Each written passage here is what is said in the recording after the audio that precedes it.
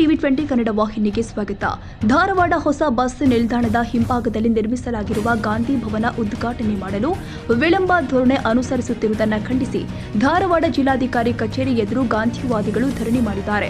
ಧಾರವಾಡ ಹೊಸ ಬಸ್ ನಿಲ್ದಾಣದ ಹಿಂಭಾಗದಲ್ಲಿ ಗಾಂಧಿ ಭವನ ನಿರ್ಮಿಸಿ ಕೆಲ ತಿಂಗಳುಗಳೇ ಕಳೆದಿದ್ದು ಅದರ ಉದ್ಘಾಟನೆ ಮಾತ್ರ ಇನ್ನೂ ಆಗಿಲ್ಲ.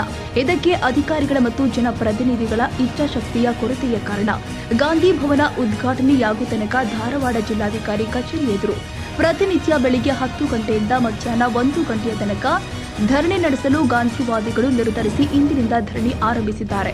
ಶಂಕರ ಹಾಲಗತ್ತಿ, ಶ್ರೀ ಶೈಲೇಗೌಡ ಕಮತರ್ ಸೇರಿ ಮತ್ತಿತರರು ಈ ಧರಣಿಯ ನೇತೃತ್ವ ವಹಿಸಿದ್ದಾರೆ.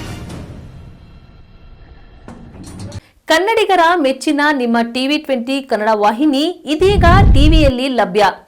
ಕರ್ನಾಟಕ ಮತ್ತು ದೇಶ ವಿದೇಶದ 360 ಡಿಗ್ರಿ ಸುದ್ದಿ ವಿವರವನ್ನ ಪಡೆಯುವುದಕ್ಕೆ ಟಿವಿ 20 ವಾಹಿನಿಯನ್ನು ಲೈಕ್ ಮಾಡಿ, ವಿಡಿಯೋಗಳನ್ನು ಶೇರ್ ಮಾಡಿ, ಕಮೆಂಟ್ ಮಾಡಿ, ಸಬ್ಸ್ಕ್ರೈಬ್ ಮಾಡಿ. HCN ಕೇಬಲ್ 842 ನಂಬರ್ನಲ್ಲಿ ಹುಕ್ಕೇರಿ ತಾಲೂಕು ಹಾಗೂ ಸಂಕೇಶ್ವರದ ಸುತ್ತಮುತ್ತಲಿನ ಹಳ್ಳಿಗಳಲ್ಲಿ ಲಭ್ಯ. PCN ಕೇಬಲ್ 129 ನಂಬರ್ನಲ್ಲಿ ಹಾರುಗೆರೆ ಸುತ್ತಮುತ್ತಲಿನ ಹಳ್ಳಿಗಳಲ್ಲಿ ಲಭ್ಯ. ರಾಯಬಾಗ್ ಡಿಜಿಟಲ್ ಚಾನೆಲ್ ಕೇಬಲ್ 80ನೇ ನಂಬರ್ನಲ್ಲಿ ರಾಯಬಾಗ ತಾಲೂಕಿನ ಸುತ್ತಮುತ್ತಲಿನ ಹಳ್ಳಿಗಳಲ್ಲಿ ಲಭ್ಯ.